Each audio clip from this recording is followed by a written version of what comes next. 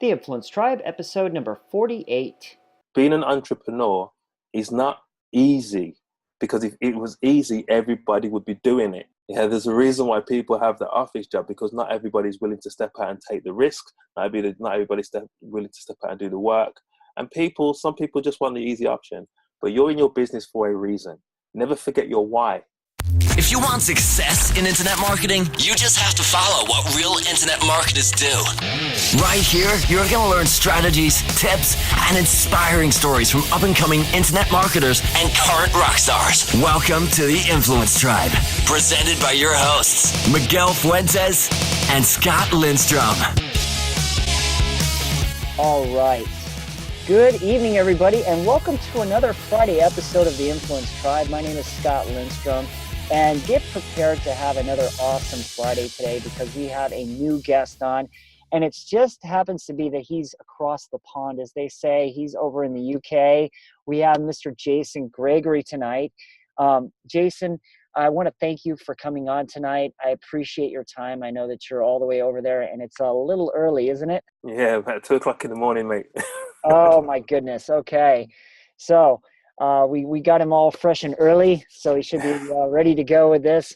So I want to make sure that everybody go ahead and head on over to theinfluencetribe.com, and you can go ahead and check out the latest episode there. And if you want to hear the podcast, go over to theinfluencetribe.net, where you can check out all the previous podcasts, and we're definitely on iTunes. So if you're getting value from these episodes, be sure to like, subscribe, and give us a 5-star review.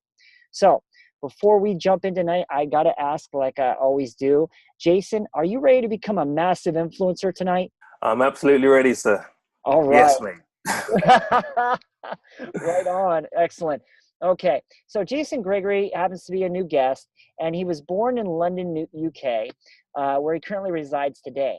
He has been married for 20 years and has 4 wonderful children together. Now, he started back in MLM in 2008 and found MLSP back in 2010, where he has been featured on the leaderboards. Okay.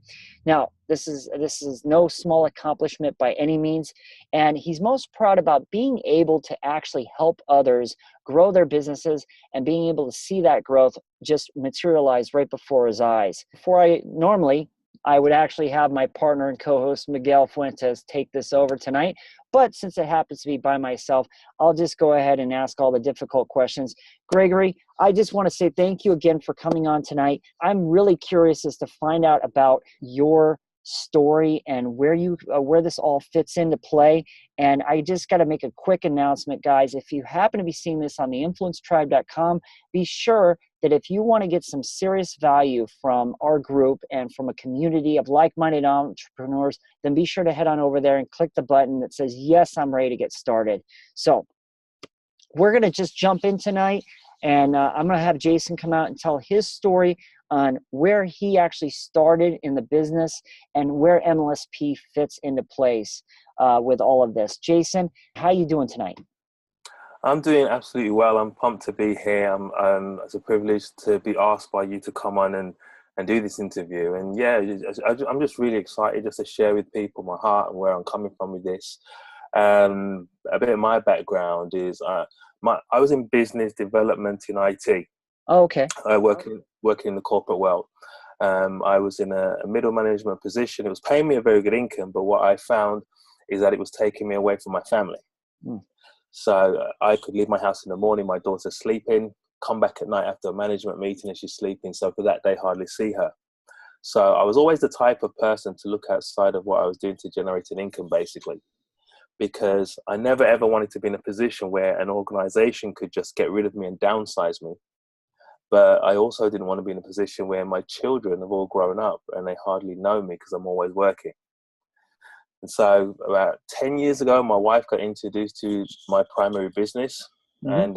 And my primary business is within the wellness industry. And when my wife was dealing with a few issues, and she got excellent results on the products that this company produces. And I was naturally skeptical, as men are. But then when my daughter had got results on the product, I knew that this was something I could believe in. And then I eventually got under myself and decided that this was something I could promote, and I joined the business.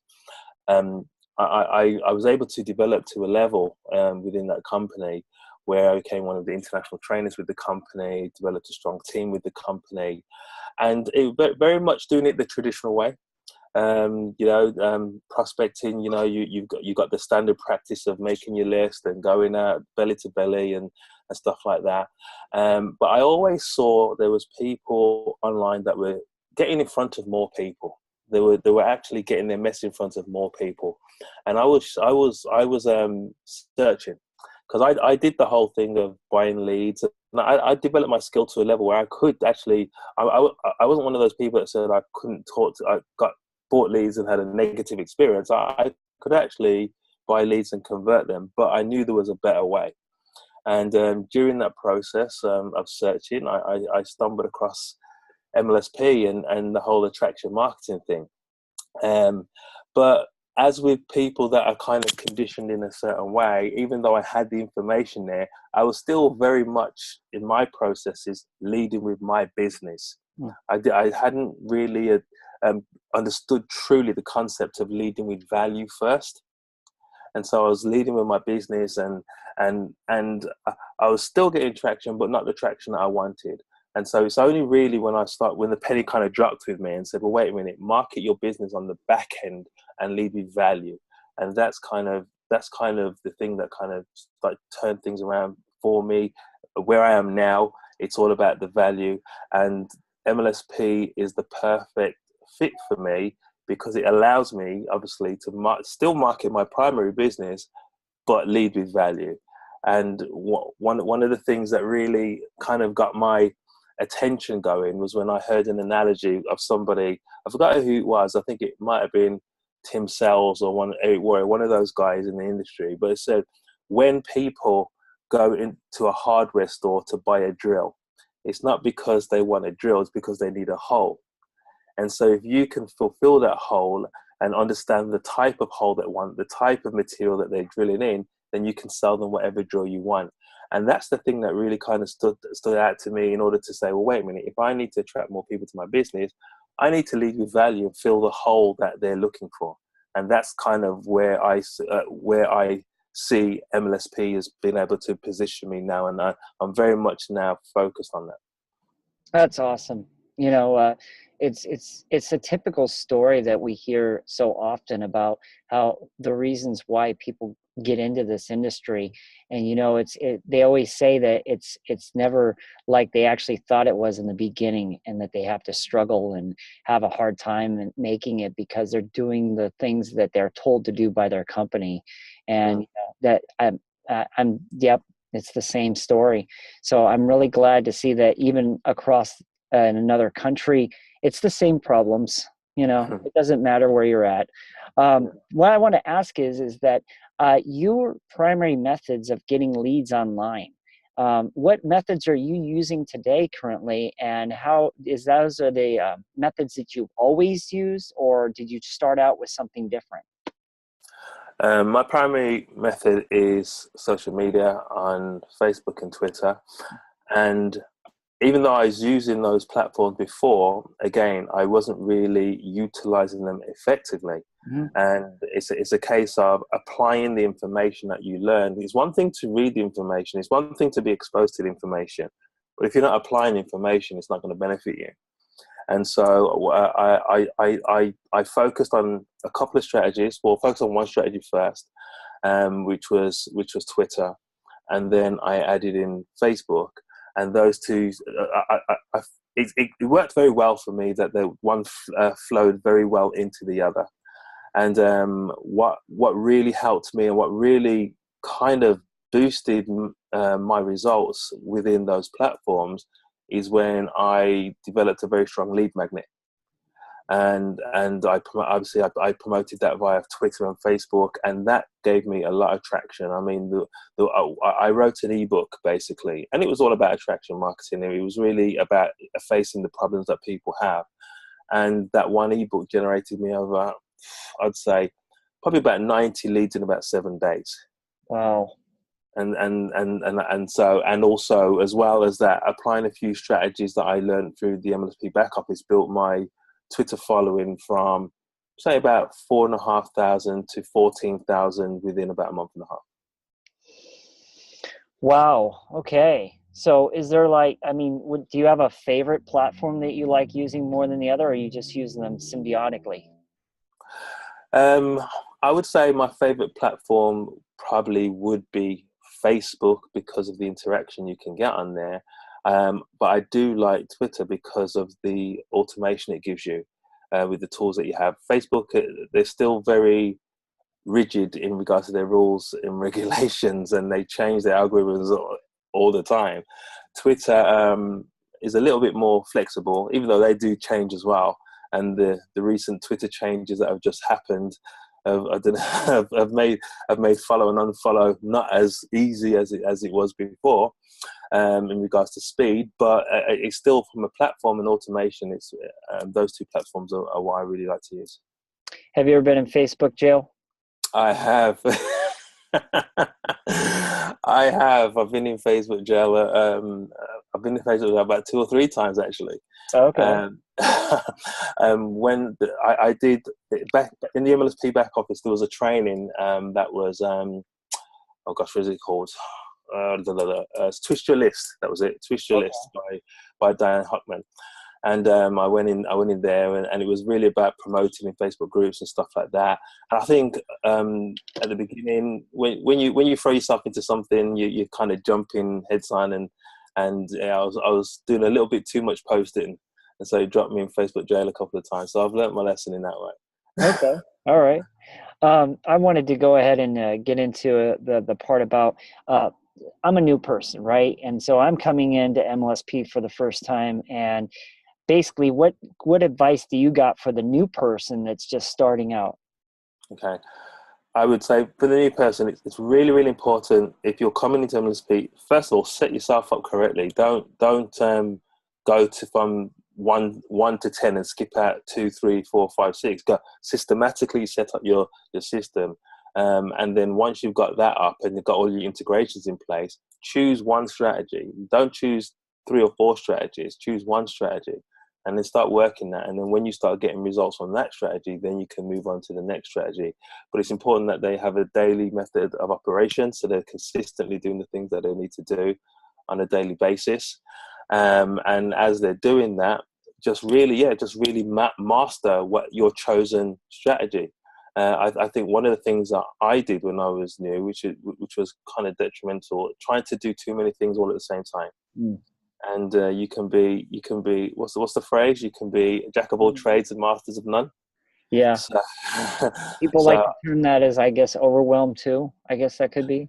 Yeah, and again, because there's so much value within MLSP, the danger is to try and learn everything. We'll try to learn everything all at once, and the only thing you're going to do is you're going to blow your mind, because there's too much value, there's too much training, there's too much for you to go and learn everything. So it's best just to focus on one thing and master it. Exactly.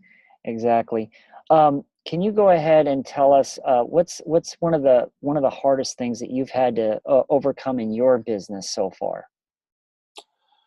One of the hardest things in my primary business I probably had to overcome was when I developed people to a leadership position, and these people have been at the leadership position for a while, and then they go to another company and try to draw people at your organization into that company. That is a hard thing to deal, because obviously you're dealing with the emotion of betrayal, you're dealing with the emotion of all kinds of things. But the thing is, in this industry, I always say to people, the biggest challenges in our industry is always going to be people. But the biggest successes in our industry are also going to be people as well. So you have to take the rough with the smooth and understand it's part and process. Are you getting tons of value? Oh, yeah! See, we told you. Be sure to head over to iTunes to like and subscribe. The Influence Tribe. My first question is that in the beginning, we all struggle. Can you give us something that you had to overcome early in your business to succeed? Yeah, I think the biggest thing that I had to overcome was the fact that when people say no to you, don't take it personally. They're not saying no to you, they're saying no to the opportunity. Right. And I think that as human beings, we naturally do not like rejection. And one of the things that really helped me was when I heard Ray Higdon talking about the book that he read, which helped him, which was Go for No. Yeah, and if you go for the no's, then when the no's happen, then it's not going to be surprising for you because you're going for them anyway. But in going for the no's, you're going to find the yeses. Yeah, and but this is the thing which I love about using MLSP as a platform, is the fact that it allows me now to monetize the people that say no to me. Whereas before I was using that kind of platform, if somebody said no to my primary business, then that was the end of the story. Yeah, but using a platform like MSP, the reality is in our industry, you're going to get more people saying no to you than yes to you. And no matter what company you're in, you could have the best product, best service in the world, you're still going to get more people saying no to you than say yes to you. And so you have to monetize them correctly. And that's why I love the whole attraction marketing and MLSP offering. I just got to know, about how many people on average are you contacting a day? Because, you just said go for no, you're doing Facebook, and that requires you to contact a lot of people to sort through. How many people are you contacting on average a day? I target myself through direct actual face-to-face, well, not face-to-face, but contact on Facebook. I target myself to about 100 people. Wow. And about those 100 people that you do engage in conversation, how many of those do you think you segue over into actually getting involved eventually down the road with your primary or whatnot? So you talk to 100 people, what's the end result of about how many people are going to sign up in your business? Again, it all depends. Multiple exposures before somebody's ready to make a decision. Absolutely. So I would be putting value in front of them, putting them into my pipeline and stuff like that. And out of those 100 people, I would expect probably about 20% to make a decision for the positive, and that would be either for my primary or to go into MLSP, do a trial of some sort. And so that's kind of my ratio. Wow, you must be pretty good. That's quite a good ratio right there, man. Let's see.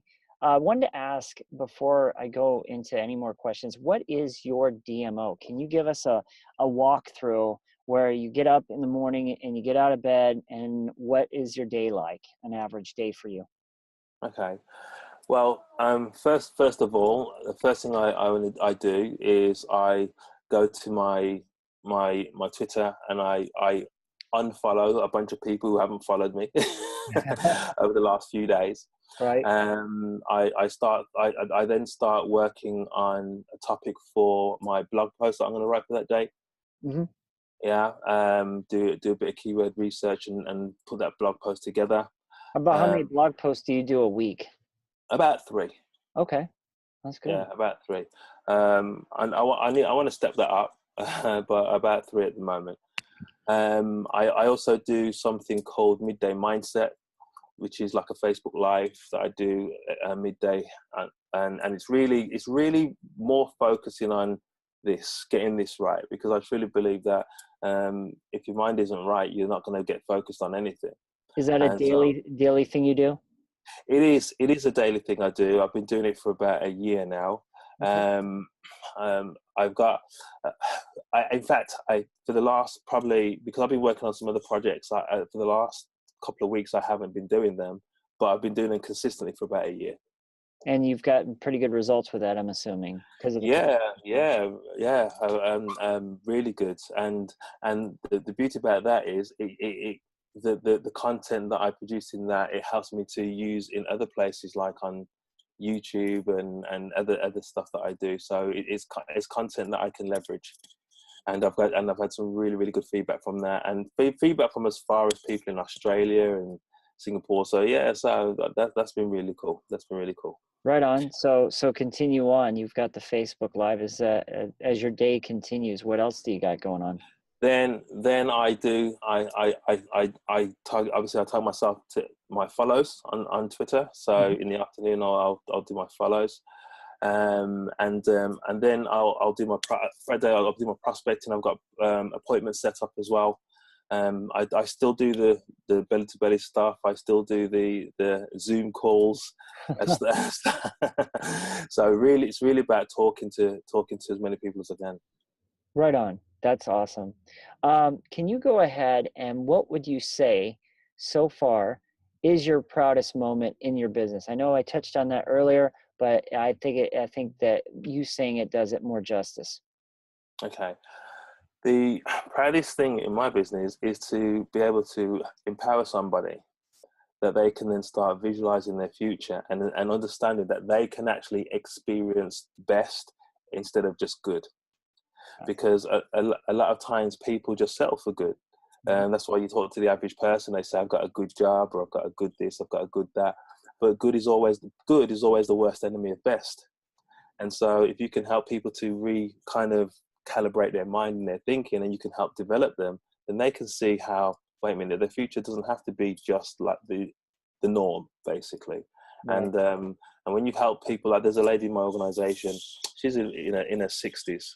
And when I met this lady, her English was not very well. Her original language is Somalian. And when I met her, she was in childcare. I had to talk to her through her daughter initially because her English wasn't that good. But she went from being in childcare to building her business to the level where, I mean, her best month today has been just under £7,000. Now, for a 64-year-old Somalian woman, that's life changing. And so when you can see somebody earn that kind of level of income, and you had a part to play in that process, that is the intrinsic value that you get from doing what you do. Bravo. Can you give us one or two of your favorite quotes?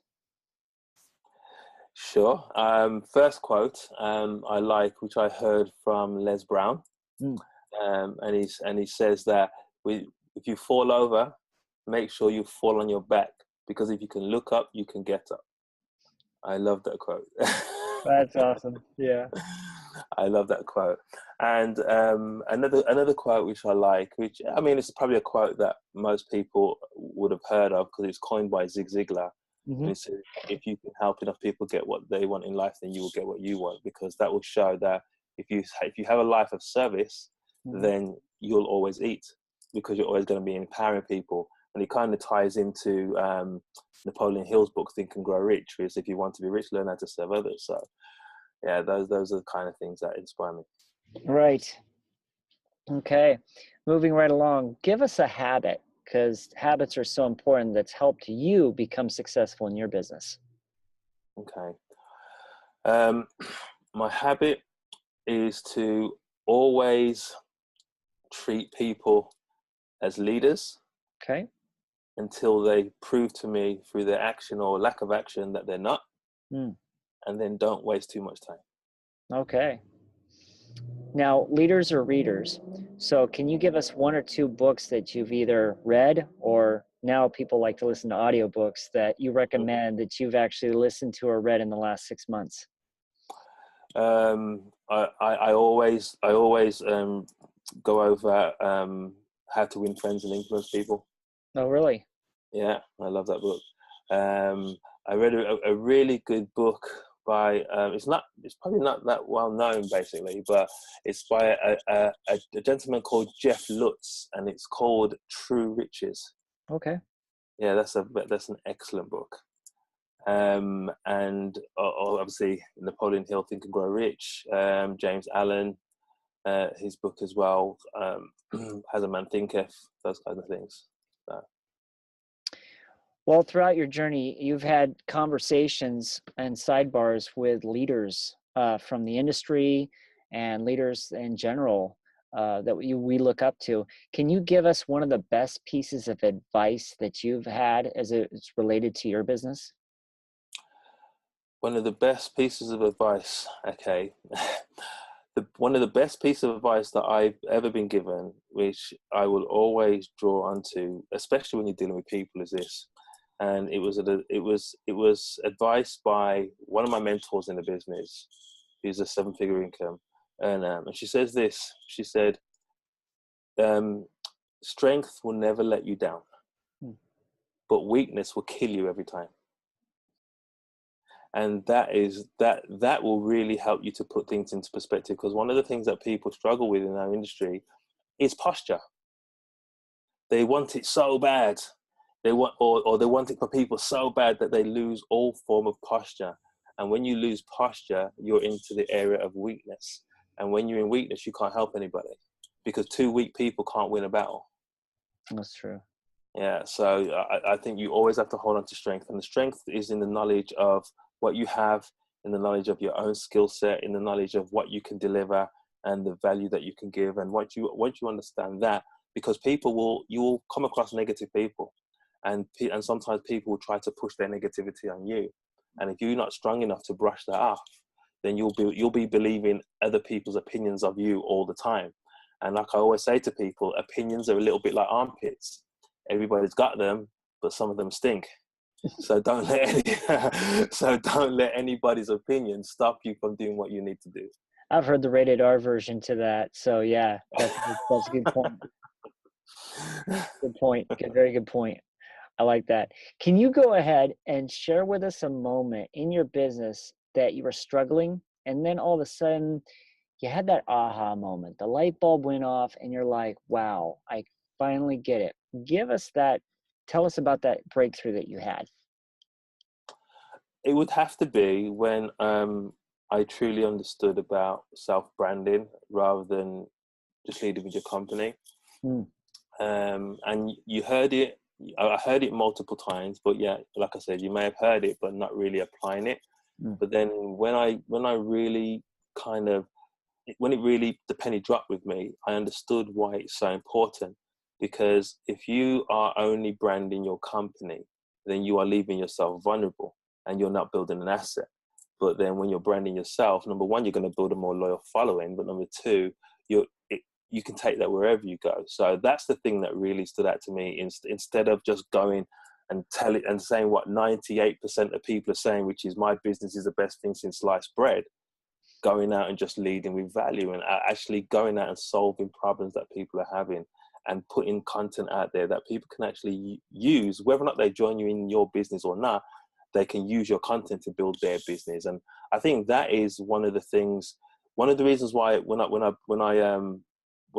finished my recent ebook that I wrote, is that it was to help somebody that even if they're not interested in my business, they can take the concepts and the principles in that ebook and they can go and build their business. And that's what it's all about, value. And it's all of that whole attraction marketing thing is the thing that was my aha moment. Right on. Wow. So far, folks, we've actually heard a lot of great tips here. So if you haven't had the opportunity, or you're just joining us just now, rewind it from the beginning and hear Jason's story. Get to know this guy. I mean, he's really somebody that's up and coming, and he's definitely going to be seen a lot more in the future. I want to go ahead and let everybody know that you can get all these past episodes on theinfluencetribe.com. And I want to thank everybody for tuning in tonight. Before we go, I just have a couple more questions left. And here's the real one. Are you ready, Jason, for the $1 million question? Sure. Okay, here it is. Get ready for it. You've lost all your income, but you have all the knowledge that you currently possess. So if you had to start all over again, what would you do in your business to start getting immediate results? Okay, if I had to start all over again, it would have to be, number one, have that defined daily method of operation and go out and speak to as many people as you can. I totally agree. Yes. Because that's the only way forward, is massive action. Now, here's the thing. Would you choose Facebook and Twitter all over again? I would, simply because Twitter is, I think, is the quickest way to build an audience. Mm-hmm. And the automation that you can have. I think that, yes, I would choose definitely Twitter for building my audience, and I would go the route of going back into Facebook. Yes, I mean, a third of the world is on Facebook, so if you want to get in front of people, learn Facebook. And I can only assume that the reason why you have two forms of social media is just in case one somehow gets knocked out of the picture, you still got your other, right? that's the reality. We don't own our social media accounts. Right. And they could get shut down at any time, or something can change and can impact. So yes. So I do think having multiple social media accounts over time is good. I mean, to start off with, by having them all at the same time, it wouldn't be good because you'd be spreading yourself too thin. But over time, I do think, having multiple. Right on. Okay, so I want to get into the last and final question. Now, do you have any parting words of wisdom to our audience? And can you go ahead and give us the best way that they can get in contact with you? Sure. I think my best parting words I can leave is this. I know that there's people that join our industry and they're passionate about freedom. They're passionate about changing lives. They're passionate about changing their family's life, and they come into the industry. And sometimes it can be challenging because maybe they're not getting the momentum that they hoped, or maybe people are speaking negative to them. My biggest words of wisdom would be to you is stay focused. Yeah. There are times and seasons for everything under the sun. There's a time to plant and there's a time to reap. And so you stay focused. Don't quit. The only time you're failing is when you quit. The only time you're failing is when you stop. Just as long as you're focused on what it is that you need to do, just as long as you have the work ethic that you want, that you need, and you have the platform that you need to go and make it happen, then just get your head down and do the work. Don't quit. The quitting is the easiest option. Yeah, being an entrepreneur is not easy, because if it was easy, everybody would be doing it. There's a reason why people work at McDonald's. Yeah, there's a reason why people have the office job, because not everybody's willing to step out and take the risk. Not everybody's willing to step out and do the work. And some people just want the easy option. But you're in your business for a reason. Never forget your why. Always remember, not just your, in fact, I would go as far as to say, not just your why, but your desperate why. Yeah, because your desperate why is this. Let me give you a quick analogy. If you're a father, I'm a father of 4 kids. And if a doctor said to me, your child has got this illness, and unless they get this medication in them by Friday, they're going to die. And it's going to cost you $5,000 for this medication. Do you think there's going to be anything on this planet that is going to stop me from raising $5,000 before the end of the week? No, because I have a desperate why, not just a why, a desperate why. And if you are building your business and you're passionate about what it is, irrespective of what niche you're in, if you have a desperate why, then you will do whatever it takes to get where you need to go. And that's what you need to be successful in this business. Wow, saying it like that gives me chills. I mean, if your why doesn't make you cry, right? Exactly that. Exactly. Yeah. All right. Well, wow. Well, I got to say, tonight, Jason, has been an awesome episode. And I just want to thank you again for coming out, sharing your story, and also coming out in the wee hours of the morning just to be with us. So thank you again. And we look forward to having you on our next episode, okay? That's okay. And just before I forget, if people want to kind of connect with me, they can jump onto my blog, which is www.jasons-networkmarketing-truth.com. Awesome. Great. All right, folks. You are the product of the 5 closest people that you hang out with. And tonight you've been hanging out with Jason Gregory. I want to thank you for coming on tonight. God bless you and have a good night.